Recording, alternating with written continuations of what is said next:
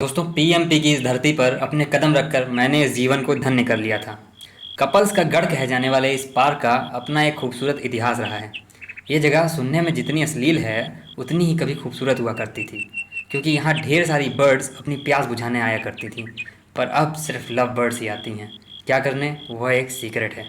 रात के समय जब सभी लोग चैन से सोने का प्रयास कर रहे होते हैं, तभी मुझे कुछ लड़के रात के अंधेरे में बाल संवारते हुए दिखे। देखने से ऐसा लग रहा था मानो वो लप्पा झप्पी के लिए किसी पार्टी में जा रहे हैं। अंधेरे में मिशन के सिलसिले में मैं एक मंदिर नुमा जगह पर पहुंचा, जहां लाल हरी पीली लाइटों को देखकर मैं दंग रह गया। मैटर ज़्यादा सीरियस ना होने के कारण मेरे शेरू ने मेरे साथ चलने से मना कर दिया और 3 मैजिकल वर्ड्स बोलकर सो गया। लड़कियों का पानी बतासे को देखकर जितना विशाल मुंह खुलता है, इस पार्क का उतना ही विशाल दरवाज़ा देखकर मैंने उसमें प्रवेश करने का मन बना लिया। अंदर घुसते ही मैंने डर का माहौल देखा। मैंने देखा कुर्सियाँ पेड़ को छोड़कर भाग न जाएं, इसीलिए पेड़ कुशल प्रेमी की भांति कुर्सियों को कस कर पकड़ कर बैठे थे। बिना पानी के गले तक कढ़ी चावल पेल के ऊपर से 8-10 रसगुल्ले खा लेने के बाद डकार आने से पहले जो सन्नाटा होता है, उससे भी खतरनाक सन्नाटा मैं यहाँ महसूस कर पा रहा था। मेरा अंदाज़ा सही साबित हो गया। यहाँ मौत का सन्नाटा पसरा हुआ था।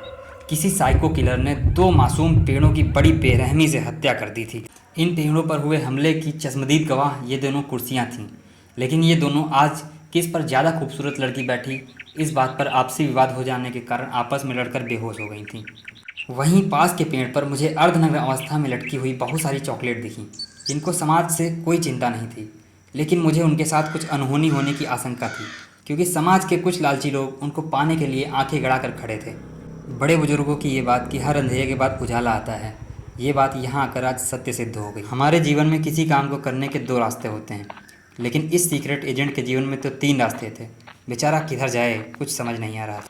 इन्हीं में से एक रास्ते से गुजरते वक्त मैंने 3 टावर देखे, जिनको कैमोफ्लेज तकनीक का प्रयोग करके ताड़ का आकार दे दिया गया था, जिनसे पूरे पार्क की निगरानी की जा रही थी। यहाँ पर एक जाबाज वीर रात के अंधेरे में विशेष साधना में लीन था। गांधी जी के पास खड़े कुछ लड़के आज़ादी का जश्न मना रहे थे। गांधी जी के शांत कराने पर भी वे शांत नहीं हुए। तब विचलित होकर गांधी जी लाठी उठाकर पुस्तकालय चले गए, जहाँ पुस्तकालय के बाहर कुछ लड़के शीला की जवानी नमक चालीसा का पाठ कर रहे थे। वहीं अपने काम को पूजा समझने वाला एक जुझारू पुरुष बिना चाय पानी पिए लाइब्रेरी जाता हुआ दिखा। पूजा कहती थी पुस्तकालय विद्या का मंदिर होता है, इसीलिए वह दरवाजे पर माथा टेक कर नाइट ड्यूटी के लिए चला गया। अंततोगत्वा गांधी जी की पंक्ति, जहाँ चाह वहाँ राह से प्रेरित होकर एक नौजवान व्यक्ति को मैंने नाइट स्टडी के लिए लाइब्रेरी जाते हुए देखा। पास में पड़े कचरे के डिब्बे को देखकर मुझे बहुत अफसोस हुआ, क्योंकि सारा कचरा तो मैं हॉस्टल के कमरों में ही छोड़ आया था। मन में अशांति बढ़ने के कारण मैं अपना फ़ोन पानी में फेंक कर नौकायन करना चाहता था, किंतु यहाँ आकर देखा तो बर्ड्स ने तालाब का सारा पानी पी लिया था। पानी पिलाकर बर्ड्स के आराम करवाने का पूरा खास ख्याल रखा गया था। मुझे यह भी बताया गया अंग्रेजों के बनाए इस तालाब में फव्वारे भी लगे हैं। फव्वारों को तो मैं देख के ही जाऊंगा। ऐसा सोचकर मैंने लस्सी के नशे में फव्वारे के न चलने की कंप्लेन एडमिनिस्ट्रेशन को दे दी और चुल्लू भर पानी में डूब मरने की धमकी देकर वापस चला गया। आगे बढ़ते समय लंदन ब्रिज की तर्ज पर एक तिरछा विशालकाय ब्रिज मुझे देखने को मिला, जिसके भीतर से सुरंग जाती थी।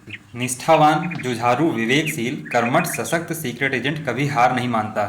अभिजीत गोठाल जी की ये बात याद करके मैंने इस दुर्गम गुफा रूपी सुरंग के सामने बिना झुके उसे पार करने का निर्णय लिया। लेकिन अब सीधी उंगली से घी ना निकले तो उसे टेढ़ा करना पड़ता है, इसीलिए मैंने अपने शरीर को टेढ़ा करके मिशन को अंजाम तक पहुंचाने का काम किया।